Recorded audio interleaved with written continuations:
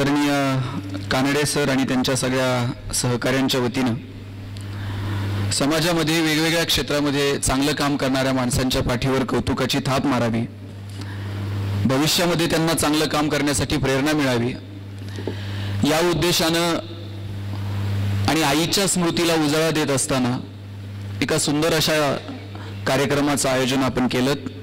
मी संयोजकांचे मनापासून आभार मानतो। खरं तर आज वेगवेगळ्या क्षेत्रामध्ये ज्यांनी चांगलं काम केलंय त्या लोकांचा हा कौतुक सोहळा आहे। एपीजे अब्दुल कलाम यांनी भारताला महासत्ता करण्याचं स्वप्न पाहिलं। व्हिजन 2020 ही संकल्पना तुमच्या माझ्या समोर मांडली। खरं तर महासत्ता हा शब्द आमच्या पिढीला अब्दुल कलामांमुळे कळाला, किंवा भारत हे विकसनशील राष्ट्र आहे हे नागरिक शास्त्राच्या पुस्तकात वाचून पाठ करून अगदी गुळगुळीत झालं होतं। पण हे विकसनशील राष्ट्र सुद्धा महासत्तेच्या टप्प्यापर्यंत जाऊ शकतं हा दृढ आत्मविश्वास अब्दुल कलामांनी आमच्या पिढीमध्ये निर्माण केला। मला असा प्रश्न पडतो की अब्दुल कलामांना हे ठाऊक नव्हतं का की भारतामध्ये भ्रष्टाचार करणारी लोक आहेत, भारतामध्ये दरोडे टाकणारी लोक आहेत, अन्याय अत्याचार करणारी लोक आहेत।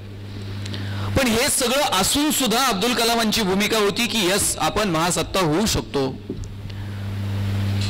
मग समाजामध्ये एवढं सगळं वाईट असताना सुद्धा आपण चांगलं निर्माण का करू शकतो, कुणाच्या जोरावर निर्माण करू शकतो, आणि हा आत्मविश्वास कुणाच्या खांद्यावरती मशाली ठेवून कलाम साहेबांनी पाहिला असेल असा प्रश्न ज्यावेळेस पडतो त्यावेळेस निश्चित वाटतं की समाजामध्ये चांगलं काम करणारी काहीतरी माणसं आहेत की ज्यांच्याकडे पाहून असं वाटावं की हो, आपण पुढे जाऊ शकतो, आपण काहीतरी वेगळं करू शकतो। मला वाटतं या माणसांच्या पाठीवर कधीतरी कौतुकानं थाप मारली पाहिजे, कधीतरी आपण चांगलं काम करत आहात म्हणून प्रेरणा द्यायला हवी। खरं तर या माणसांना त्या प्रेरणेची किंवा कौतुकाची अपेक्षा नसते, पण सर्वसामान्य माणूस म्हणून आपल्यालाही कधीतरी वाटलं पाहिजे की आपण कोणाचं तरी कौतुक करावं। दुर्दैवानं आपल्याकडे चांगलं काम करणाऱ्या माणसांचं लवकर कौतुक केलं जात नाही, त्यांच्या जाण्याची वाट पाहिली जाते, मग त्यांचे फोटो पुतळे वगैरे राहतात, आणि वाईट काम करणाऱ्या माणसांना लवकर शासनही मिळत नाही। मग चांगलं काम करणाऱ्यांचं कौतुक नाही, वाईट काम करणाऱ्यांना लवकर शासन नाही, मग करायचं तरी कशासाठी? मला वाटतं चांगलं काम करणाऱ्या माणसांसाठी कौतुक हा इतका सुंदर विषय आहे ना। मी बऱ्याचदा बसनं प्रवास करायचो, आजही कित्येकदा बसनं प्रवास करतो। कॉलेजला असताना मी नगरवरून बसनं बसायचो आणि पुण्यात उतरायचो। नगर ते पुणे हा 2 तासांचा प्रवास आहे, मध्यंतरी मध्ये सुपा लागतं। त्या सुप्यामध्ये एक 70 ते 75 वयातली आजी बसमध्ये येऊन बसली। बसमध्ये एकही जागा नव्हती बसायला। तेवढ्यात 25-26 वयाचा तो कंडक्टर उठून उभा राहिला आणि आजीला म्हटलं, आजी बसा इथे, मी उभा राहतो। त्या आजीला त्यानं बसायला जागा दिली। मला कौतुक याचं वाटलं, त्यानं जागा तर दिलीच दिली, पण सुप्यापासून पुण्यापर्यंत त्याच्या चेहऱ्यावर असा किंचितसाही भाव नव्हता की मी काय लय मोठा उपकार केलाय किंवा मी काहीतरी वेगळं करतोय। तो खूप छान पद्धतीने ते एन्जॉय करत होता। मला त्याच्या या साधेपणाचं कौतुक वाटलं, आणि मुळात हे साधेपणच खूप साधं नसतं। Simplicity is not a simple thing, ती एक खूप विशिष्ट गोष्ट आहे। आपण कुणाला तरी काहीतरी देतो, कुणावर काहीतरी उपकार करतो, आणि त्याचा किंचितसाही भाव आपल्या चेहऱ्यावरती नसावा, याच्यापेक्षा मोठं काय असू शकतं? बसमधून उतरल्यावर मला वाटलं की याचं आपण कौतुक केलं पाहिजे। कॉलेज लाईफमध्ये अशी परिस्थिती नव्हती की खिशातून 500 काढून त्याला द्यावेत। कौतुक करायचं कसं? कुठून बुके आणून त्याचा सत्कार करावा? कौतुक करायला काहीही लागत नाही, फक्त निदान 2 शब्द गोड बोला त्या माणसासोबत प्रेमानं। मी जवळ गेलो, खिशातनं मोबाईल काढला आणि त्याला म्हटलं, 2 वर्ष मी बसनं प्रवास करतो, पण तुझ्यासारखा कंडक्टर मी माझ्या आयुष्यात कधी बघितला नाही। तुझा एक फोटो देशील का मला? मी माझ्या मोबाईलच्या डेस्कटॉपवर ठेवणार आहे। त्याला इतकं भारी वाटलं, त्यानं खिशातनं कंगवा काढला, केसावून फिरवला, म्हणला, साहेब आपली एसटी पण आली पाहिजे म्हणलं फोटोत। कसलं प्रेम आहे त्या माणसाचं त्याच्या कामावर। मला वाटतं असं चांगलं काम करणारी माणसं जगात आहेत, आणि त्यामुळे हे सगळं सुरळीत चालू आहे.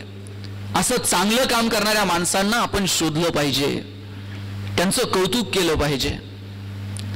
खरं तर मिळवणं आणि गमावणं ह्या दोन वेगवेगळ्या गोष्टी आहेत. आपल्याला मिळवण्याचा आनंद असतो आणि गमावण्याचं दुःख असतं. पण मिळवणं आणि गमावणं या दोन्ही गोष्टींच्या मध्ये एक सोडणं नावाची साधी गोष्ट आहे. मला वाटतं त्या सोडण्यातला आनंद आपल्याला घेता आला पाहिजे आणि इतरांना देता आला पाहिजे. तुम्ही म्हणाल सोडण्यात कसला आनंद आलाय? सोडण्यात तर खूप मजा आहे. आपण अनेक वर्ष अनेक गोष्टी इतक्या चिकटून घेतल्यात ना स्वतःला की आता आपण जड जड जड होत चाललोय आणि मग हा जडपणा आपल्याला पुढे सरकू देत नाहीत. किती गोष्टी मनाला लावून धरल्यात.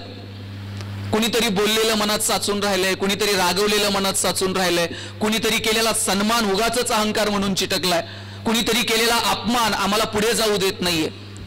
मला वाटतं हा जडपणा कुठेतरी सोडून हलका हलकं होत पुढे जायला हवं.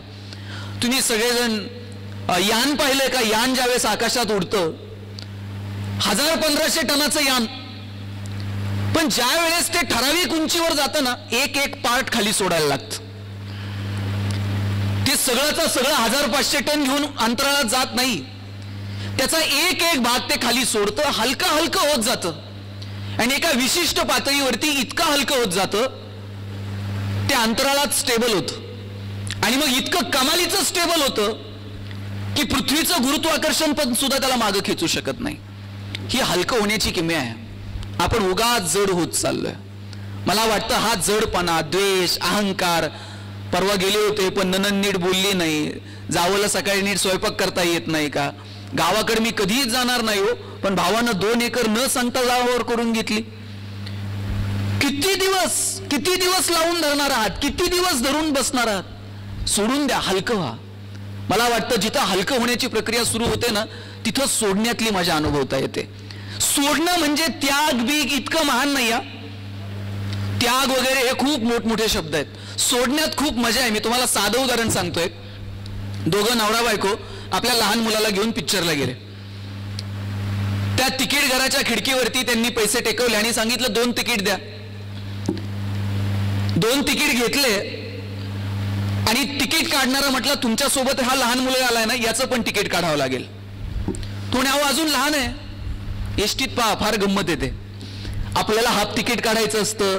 कंडक्टर विचारतो किती वर्षाचा आहे, आपण म्हणतो आत्ताशी 6 वर्षाचं आहे. पोरग सांगतोय मी 8वीला आहे. खूप मजा असते त्या सगळ्या गोष्टीमध्ये. म्हणजे एरवी आपण कुठेतरी सहज 200-400 रुपये घालवतो पण कंडक्टरला फसवून हाफ तिकीट काढण्यातली मजा काही ओरच आहे आणि ती खूप जणांना अनुभवायची असते. ती आई सांगते की लहान आहे. त्या तिकीट घरातल्या माणसानं सांगितलं साहेब याचं तिकीट घ्यावं लागेल त्याशिवाय तुम्हाला आत प्रवेश करता येणार नाही. आता या दोघांकडे फक्त 2च तिकीट घेण्यापुरते पैसे आहेत. याचं तिकीट काढू शकत नाही आणि या दोघांच्या पाठीमागं एक 70-80तलं जोडपं आजी आजोबा पण पिक्चर पाहायला आलेत. आजी आजोबांना दिसतंय की या नवरा बायकोकडे 3रं तिकीट काढायला पैसे नाहीयेत. आता हिरमूड होईल बायकोचा. तारुण्यात आहेत. आता आपण 70-80 आहोत. आपण एक केलं तर आपल्याकडचे 100 रुपये त्याला दिले आणि त्याला सांगितलं चल तुझ्या पोराचं पण काढ आणि बघ पिक्चर. पण आजोबांच्या मनात आलं मी जर जवळचे 100 रुपये काढून त्याला दिले कदाचित तो घेईल की नाही. घेतले तरी आपण कुणाचे तरी 100 घेऊन पिक्चर बघतोय त्या पिक्चरमध्ये तरी त्याचं लक्ष लागेल का. ही भावना आजोबांच्या मनात होती. द्यायचंय पण उगाच देण्यातले उपकार दाखवून त्याच्यावरती जडत्व कशाला. आजोबांनी जवळचे 100 जमिनीवरती टाकले आणि मागे वळणाऱ्या माणसाला सांगितलं अहो आत्ताच तुमच्या खिशातनं हे 100 पडलेत. तो म्हटलं अहो ते माझे नाही आहेत. अहो मी पाहिलं तुम्ही तिकीट काढायला पैसे काढले तेव्हा तुमच्याच खिशातनं पडलेत. काय आनंद होतो ना. तुम्ही बघा नवऱ्याच्या खिशात धुणं धुताना जर 10ची नोट सापडली तर कसला आनंद असतो. अनपेक्षित मिळालेल्या गोष्टींचा आनंद वेगळा असतो. आता गरज आहे आणि अनपेक्षितपणे माझ्याच खिशातून पडलेली नोट मला मिळाली. कमालीचा आनंद झाला. पोराचं तिकीट काढलं, 3 जण पिक्चरला गेले. आता गंमत झाली अशी आजी आजोबांकडे तेवढेच पैसे होते. आता त्यांना दोघांना पिक्चर बघणं शक्य नव्हतं. आजी म्हटली अहो आतापर्यंत किती पिक्चर बघितलेत, चला आज जरा गार्डन मध्ये बसू. उरलेल्या 100 मध्ये मस्तपैकी भेळ घेतली. दोघांनी जुन्या आठवणीत रमत रमत अमिताभचा तो शोले आपण पहिल्यांदा कसा पाहिला होता, सासूबाईंना सांगितलं होतं पोटात दुखतंय, दवाखान्यात जाता जाता आपण पिक्चर बघितला, काय गमती, जुन्या आठवणींना उजाळा दिला आणि 2-3 तास दोघं जण गप्पा मारत बसले. आता म्हातारीला आनंद याचा होता, आपल्याला पिक्चर पाहता आला नाही, पण आपल्या 100 मध्ये कुणीतरी एक कुटुंब पिक्चर बघतंय आणि त्या कुटुंबाला आनंद होता की आपण आपल्याच खिशातली अनपेक्षित नोट आपल्याला सापडली आणि म्हणून आपल्या सगळ्यांना पिक्चर पाहता आला. मला सांगायचं इतकंच की हे जे सोडणं आहे ना, म्हणजे उगाच त्याग बीग काय काय काय काय महान शब्द लावून छोट्या छोट्या गोष्टीत समाजसेवा आहे. समाजसेवेला काय तुम्हाला सगळ्या घरादारावरती तुळशीपत्र ठेवून लांब कुठेतरी जावं लागतं असं नाही.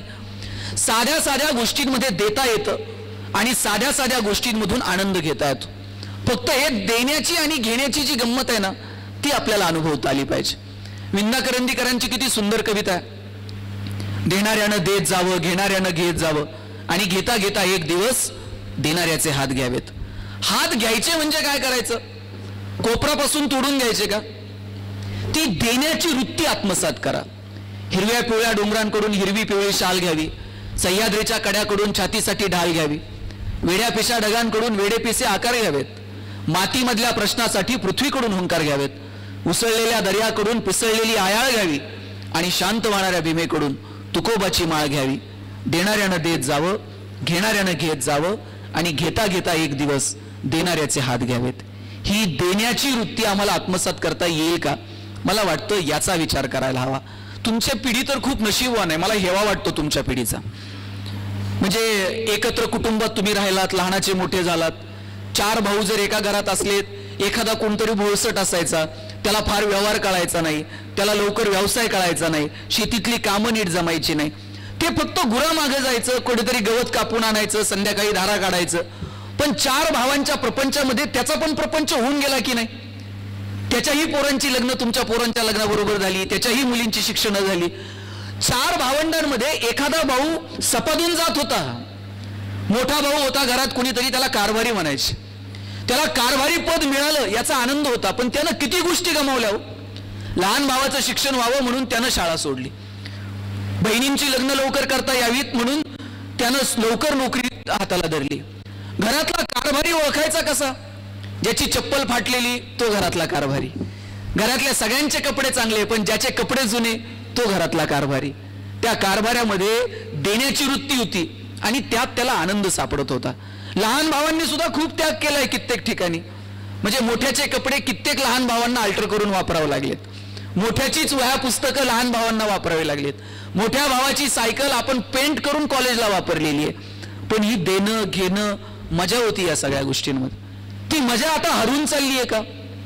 मला वाटतं आपण इतके स्वार्थी होत चाललोय, म्हणजे अजून कळत न कळत आत्ता लग्न झालंय का त्याच्या मनात यायला लागतंय आपला आपला प्रपंच आहे, आपल्या पोरीचं लग्न करायचंय, पोरासाठी साठवून ठेवलं पाहिजे, ते घरच्यांना न सांगता FD करतंय, बँक बॅलन्स करतंय, पुण्यात फ्लॅट घेऊन ठेवतंय, भावाला सांगत नाही. आपण किती वेगळ्या भूमिकांकडे चाललोय. समाज विमाज तर या खूप लांबच्या गोष्टी आहेत, पण आपलं साधं कुटुंब सुद्धा आपले तिथं सुद्धा देण्याची वृत्ती होत नाही. तर समाजाचा विकास आणि सामाजिक भान या गोष्टी तर खूप मोठ्या आहेत. मला वाटतं समाजसेवेची सुरुवात आपण आपल्यापासून करायला हवी.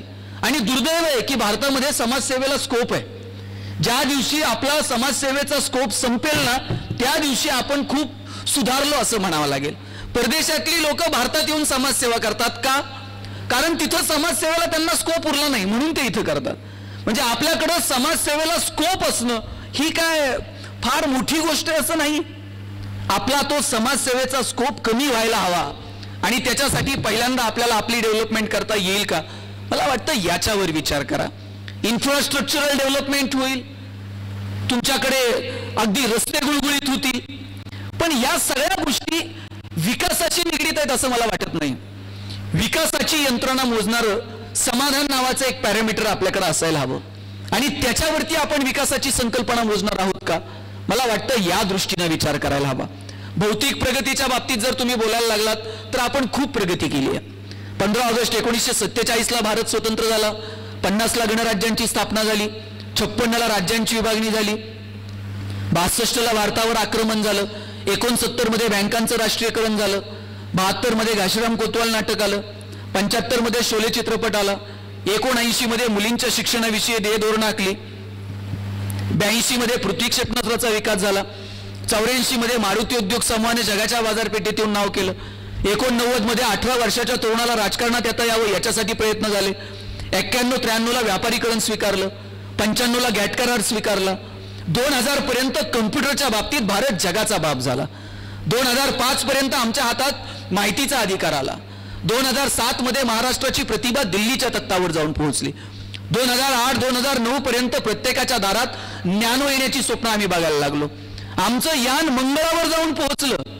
एवढंच नाही, उंदराच्या मुंडक्यावरती सेन्सर बसून 6 सेन्स जागृत करता येईल का इथपर्यंत लोक विचार करायला लागले।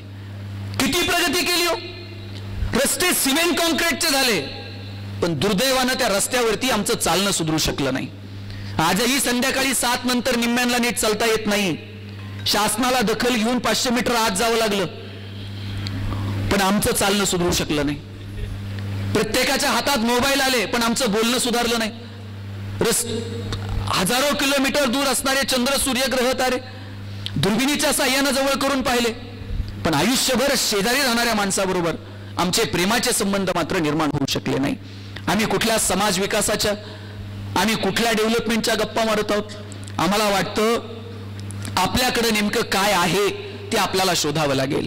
आपल्याकडे जे आहे त्यातलं थोडंफार इतरांना देता येईल का? टिपकागदासारखं समाजामध्ये जे जे चांगलं आहे ते शोषून घेता येईल का? मला वाटतं याचा प्रयत्न करायला हवा। मी डॉक्टर विठ्ठल लहानेंचं तुम्हाला उदाहरण सांगेल। आपण ऐकलं असेल, प्लास्टिक सर्जन आहेत आणि रोज 4 सर्जरी मोफत करतात। मी डॉक्टरांना विचारलं, डॉक्टर साहेब रोज 4-5 सर्जरी मोफत करता का? म्हटले, मी लहान असताना माझ्या आईनं मला सांगितलं शेजारच्या मावशीची साडी घेऊन ये। मग शेजारच्या मावशीची साडी का आणायची? आईला विचारलं, आईनं सांगितलं लग्नाला घालून जावी अशी एकही साडी माझ्याकडे नाही, म्हणून शेजारच्या मावशीची मागितली। टचकन डोळ्यात पाणी आलं। आईला लग्नाला घालून जावी अशी एकही साडी आपल्याकडे नसावी, आपल्या आईकडे नसावी। ठरवलं खूप मोठा माणूस व्हायचं। आज डॉक्टर झालो, खूप पैसे मिळायला लागले, पण माझी आई आज रोज नवी साडी घालू शकते। पण रस्त्यानं जाताना एक मुलगी पाहिली, तिचे 2 ओठ फाटलेले होते आणि तिचं लग्न जमत नव्हतं। हे दुःख तिच्या बापाला किंवा भावाला विचारावं। त्या मुलीला बोलवलं आणि सांगितलं, आपण तुझ्यावर सर्जरी करू। बापानं सांगितलं, प्लास्टिक सर्जरी वगैरे मोठ्यांची काम आहेत, आपल्याला नाही शक्य। अर्धा तास फक्त त्या पोरीवरती खर्च केला, मुलगी सुंदर दिसायला लागली। 6 महिन्यात तिचं लग्न जमलं। बापानं हातावरती पेढा आणून ठेवला, सगळी प्रॉपर्टी एकीकडं आणि बापानं दिलेला पेढा एकीकडं, आणि ठरवलं रोज किमान 4 सर्जरी तरी मोफत करायच्या। आज 1 सर्जरी केली आणि दिवसभर बाई तिथंच घुटमळत होती। संध्याकाळी डॉक्टरांनी विचारलं, अरे तू गेली का नाही घरी? डॉक्टर साहेब, गावाला जायला एसटीला पैसे नाहीत। डॉक्टरांनी 500 रुपये काढून बाईच्या हातात दिले आणि सांगितलं जा। 1 तासानं बाई परत शोधत डॉक्टरांकडे आली। डॉक्टर म्हटले अजून गेली नाही। बाईनं 413 रुपये डॉक्टरांच्या हातात टेकवले आणि सांगितलं, डॉक्टर आमच्या गावाला जायला 80-7 एवढेच रुपये लागतात, उरलेले नेऊ कशाला, म्हणून परत देण्यासाठी थांबले। जगात मोठी माणसं तर मोठी आहेतच, पण परिस्थितीनं छोटी असणारी माणसं सुद्धा खूप मोठी आहेत। मला वाटतं ती माणसं आपल्याला शोधता आली पाहिजेत। आज डॉक्टरांच्या वडिलांचं वय 92 आहे, पण तरुण पोराला लाजवेल असे डॉक्टर सरसर घरात चालतात, वडील चालतात। डॉक्टर म्हटले, अहो बाबा एवढ्या हवेत का चालता? वडील म्हटले, अरे मी पद्मश्री डॉक्टर तात्याराव लहाने आणि plastic surgeon doctor Vitthal Lahane यांचा बाप आहे, हवेत नाही चालणार तर काय चालणार? बापाला हवेत चालावं वाटलं पाहिजे, असं कर्तृत्व आपल्याला करता यायला हवं। आणि मला वाटतं ते सत्कार मूर्तींनी त्यांच्या आयुष्यामध्ये केलंय। तुमच्या भावी आयुष्यासाठी खूप साऱ्या शुभेच्छा देतो। खरं तर आज अनेक विषयांवर मला तुमच्याशी संवाद साधायचा होता, पण वेळेचं चिठ्ठी आली आहे, अनेक जण बोलणारे आहेत आणि वेळेचं भान ठेवून तुमच्या समोर जास्त बोलत नाही। फक्त एक सांगतो, 1 रुपयाचं नाणं सुद्धा वर जात नाही, 1 छदाम सुद्धा वर जात नाही, सुतळीचा तोडा सुद्धा वर जाणार नाही। जेवढं कमवलंय तेवढं सगळं इथं ठेवून जायचंय आणि सगळं तयार आहे। इथं पंचायत समितीचे सभापती आहेत, उपसभापती आहेत, ग्रामपंचायतचे काही सरपंच आहेत. ग्रामपंचायतनं सगळ्यात पहिल्यांदा शेड तयार करून ठेवलेत, बांबूवाल्यांनी बांबू साळून ठेवलेत, मडकेवाल्यांनी मडके थापून ठेवलेत, कापडावाल्यांनी कापडं तयार करून ठेवलेत. श्वास थांबला की लोक म्हणतात उचला, आता घाई करा. लोकांनी उचला म्हणायच्या आत जगून घ्या आणि इतरांसाठी जगता येईल का याचा प्रयत्न करा. तुमच्याकडे कोट्यावधी रुपये असतील, पण वाईट मार्गाने मिळवलेलं धन म्हणजे प्रेतावरची फुलं आहेत, हसूही देत नाहीत आणि रडूही देत नाहीत.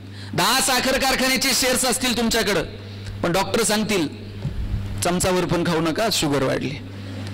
तुम्ही दिवाण बनून घ्याल झोपायला 50 लाखाचा, पण डॉक्टर सांगतील आता चटईवर झोपत चला, मनक्यात गॅप पडलाय. आपल्याला काय जगायचंय ते ठरवा. शेवटच्या एका वाक्यात सांगतो, सुख समाधान हे पैशानं विकत मिळत नाही. पैसे कमवता येतील, पण त्याचा आनंद घ्यायला एक संस्कार लागतो. तो संस्कार आपल्याला येणाऱ्या पिढीला द्यावा लागेल. शेवटचं एक उदाहरण सांगून मी थांबेल. मी का म्हणतो, दुःख सहन करायला तर ताकद लागतेच, पण सुख सहन करायला सुद्धा ताकद लागते, आणि तो संस्कारानेच ती ताकद कमवावी लागते. आमच्या नगरला एक माळीवाड्याचं बस स्टँड आहे, आणि त्या बस स्टँडवरती एक भिकारी रोज भीक मागायचा. भीक मागता मागता एक दिवशी चक्कर येऊन खाली पडला. आजही समाजात चांगलं काम करणारी माणसं आहेत. 4-6 लोकांनी उचललं, दवाखान्यात घेऊन गेले, आणि डॉक्टरांनी त्याच्यावरती उपचार सुरू केले. डॉक्टरांनी उपचार सुरू केले, आणि उपचार करता करता डॉक्टरांना भिकाऱ्याच्या खिशात एक लॉटरीचं तिकीट सापडलं. मला सांगा, डॉक्टरचं काम काय? उपचार करायचा का तिकिटावरचा आकडा जुळतोय का नाही बघायचं? डॉक्टर बघायला लागला आकडा जुळतोय का, खरा भिकारी कोण हो?